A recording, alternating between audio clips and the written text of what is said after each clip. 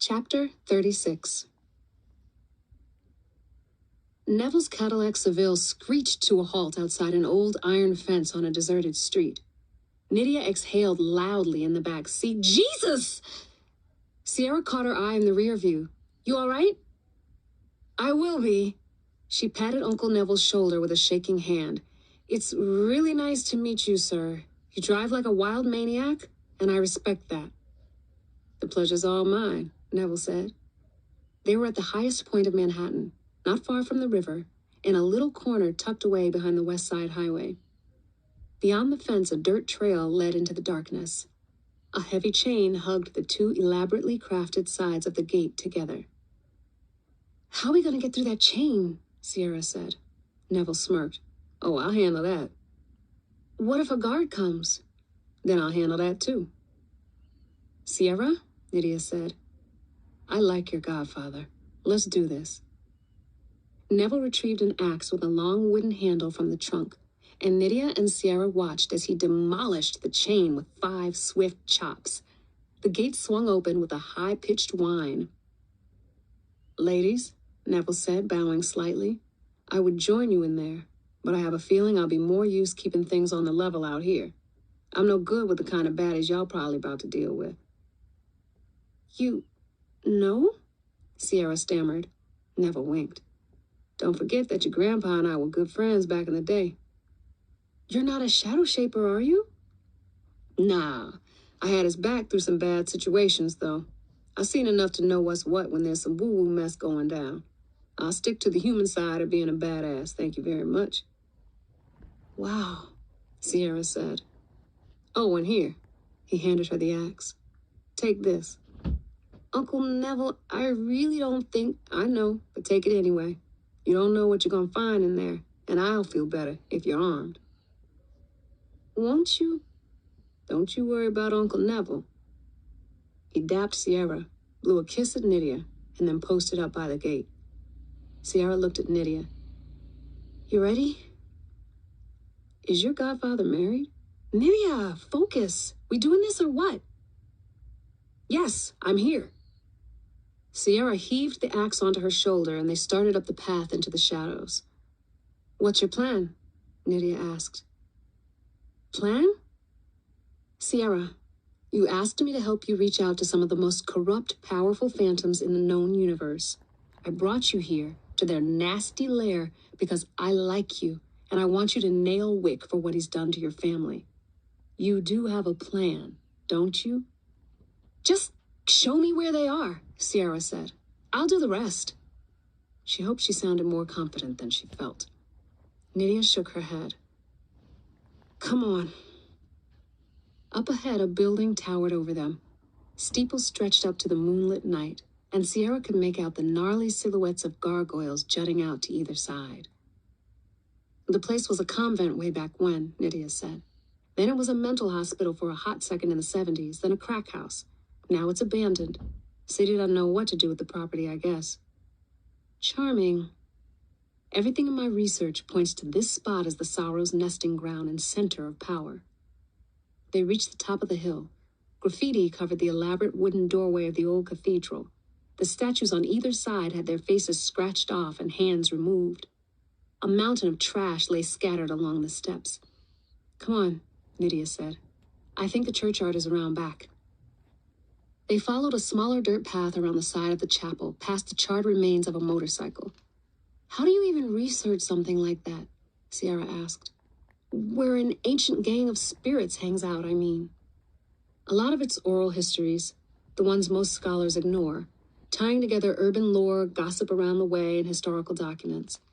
A rumor about hauntings here, a scrap of info about some ancient cursed family there, that kind of thing.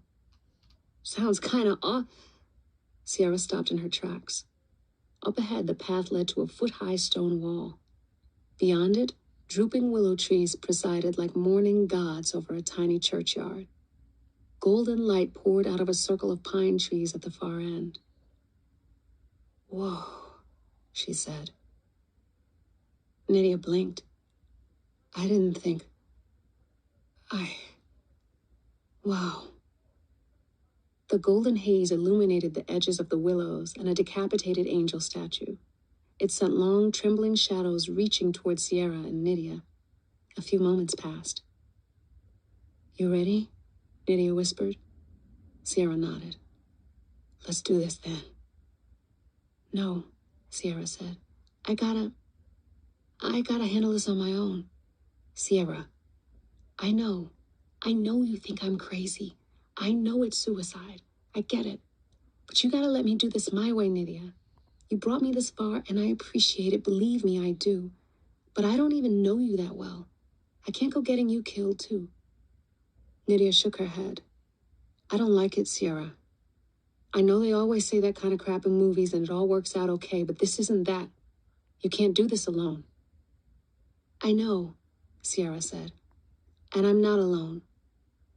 She hugged Nydia, turned, and walked down the dirt path toward the cemetery. The shadows rose up on either side of her. They pulsed with the same gentle light she'd seen in Coney Island as they glided with long, magnificent strides. She knew they wouldn't be with her all the way, but just their presence on the short walk to the churchyard made Sierra feel like she was protected. Sierra walked through a rickety gate and into the churchyard. The shadows hesitated, then breached the low stone wall as one. The trio of towering shrouds emerged from the pines. Sierra felt the heat of their golden glare on her face. In the grove behind them, 3 marble statues of women stood beneath the shadowy pines, their hands raised and touching, their legs extended as if frozen in mid-dance to some long-lost music. The shadows fell into a line on either side of Sierra. She took a breath, banished the tremble from her voice, and spoke. "I am Sierra Santiago, Shadowshaper." For a few seconds, all she heard was the warm night wind shushing through the willows. Then the 3 sorrows swept forward around her. The shadows tensed, but Sierra waved them back. The sorrows spun in a slow circle, faces concealed beneath their drooping hoods, their glowing robes swaying slightly in the breeze. "She is the child from the Brotherhood of Shadows, eh?" The whisper cut through her mind. It was sharp and gravelly. "Hey, but is she ready?" said another. "Psh," hissed the third. "This is no child, sistren. This is Lucera. She has transformed. At last.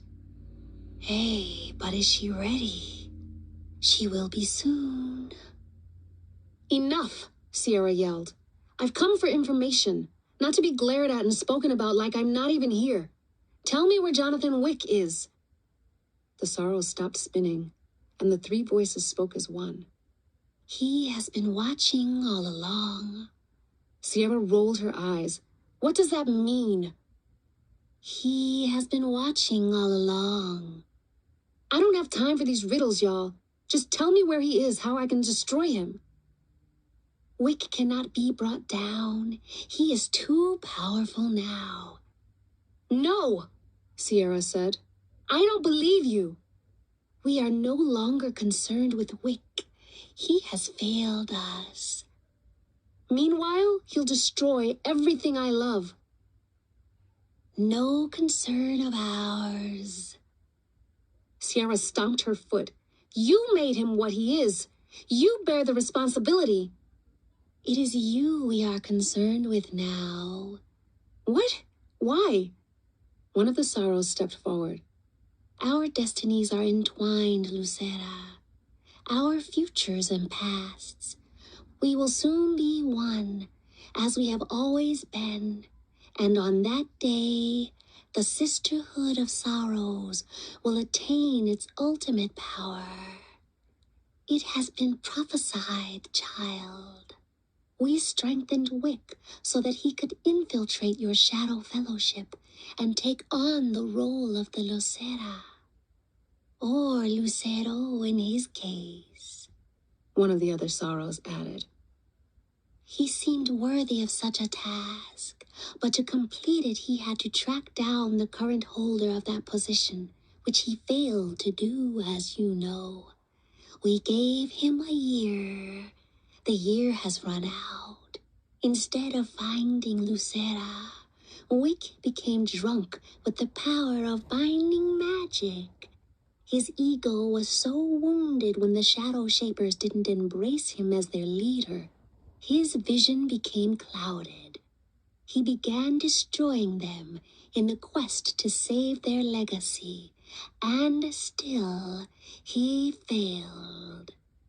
Another sorrow swept forward, this one closer. Sierra took a step back. You, on the other hand, found Lucera, and we see she has passed on her power to you, child. You are Lucera now. Lucera is you, and Lucera and the Sorrows are destined to become one. Your grandmother was of an archaic generation, not so open-minded as you are, Sierra Santiago. It'll never happen, Sierra said. We simply ask that you listen. No, Sierra said. I'll never be one of you. If you won't help me, back off, and I'll... The first shroud that had spoken lurched toward her. Sierra leapt back.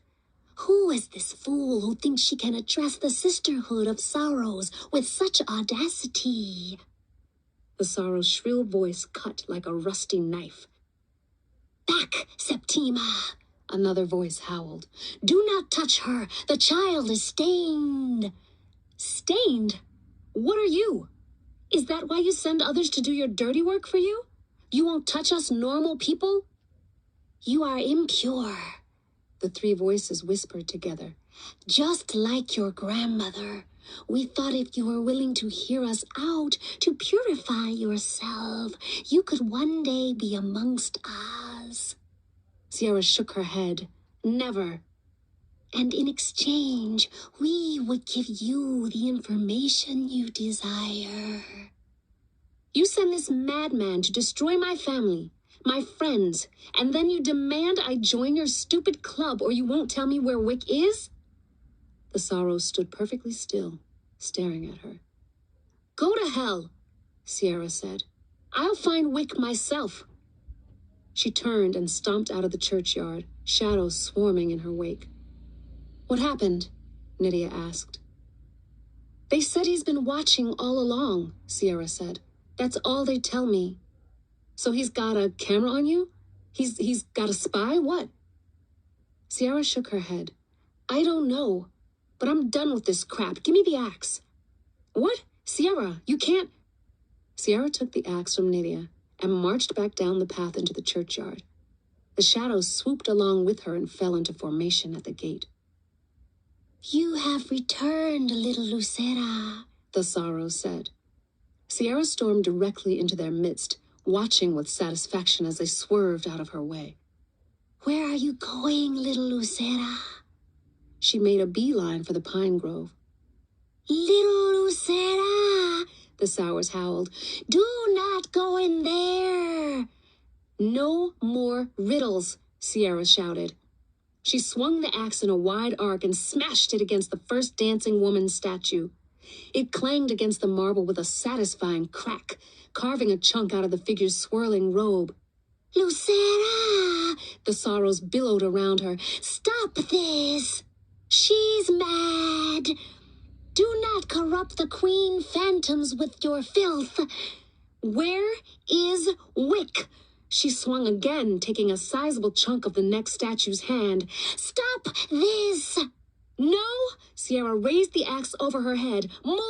She brought it down directly on the third statue's foot, shattering it. Riddles! The tower! The Sorrows yelled as one. The tower above the lot of trash that your friends recline within. The greedy professor makes his domain in the tower. Sierra lowered the axe. He really had been watching all along, biding his time, listening. She shuddered. There he has brought the young Shadowshaper. There he will raise his army of throng haints, for he is a man of observation, but his own creations fail to take. What's more, the use of corpses has proven problematic for him. As you have seen, the decaying human form cannot sustain the power of spirit for long. You are so fragile, children of blood and bone. The boy Shadowshaper will provide the forms for the Throng-Haint army with his painting. Sierra turned and headed back out of the churchyard. But you will be destroyed there, little Lucera. One of the Sorrows floated after her as the other two tended to their damaged shrine. You have been warned. The greedy professor will not be toppled, and his army will not be stopped. Your family will be destroyed. And even if you live, Sierra Santiago, ruler of the Shadowshapers, what you have done here tonight will not be forgotten. Sierra swung around suddenly and reached for the Sorrow. It darted out of the way, hissing. "That's what I thought," Sierra said. "Now scatter. I've gotten all I need from you."